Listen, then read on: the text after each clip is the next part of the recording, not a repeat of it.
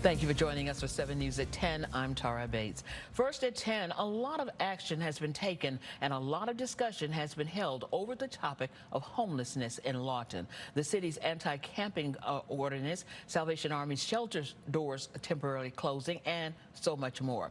So in order to learn more about this multifaceted issue, 7 News investigative reporter Seth Marsicano spoke with a mental health professional to see how the two coincide with each other. Seth? Tara, Vanessa Hunter is the director of outpatient services for Taliaferro, who says addressing mental health and homelessness is a crucial part of getting back on your feet. Over the number of homeless-related stories 7 News has covered, everyone we've spoken with agrees that homelessness is a multifaceted issue, one of the main factors being mental health. Do you think that mental health is often overlooked when people look at the homeless crisis?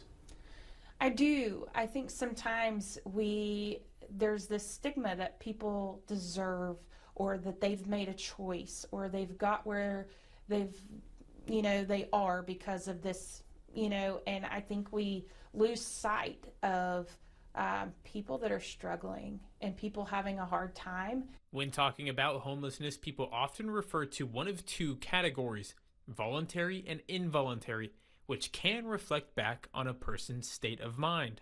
I don't know that people choose to be outside when it's freezing or raining or hot. I don't know that it's voluntary. I think it's voluntary in choosing something that feels stable and safe. And for some people, that means creating a community outdoors and unhoused.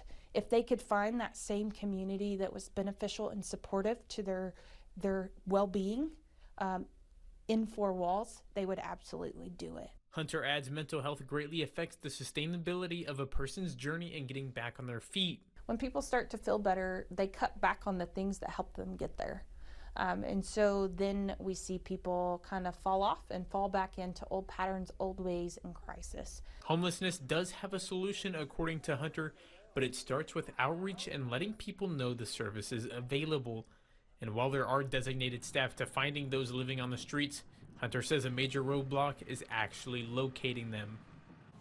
You can hear more of my conversation with Hunter online at KSWO.com. Reporting for 7 News, I'm Seth Marsicano.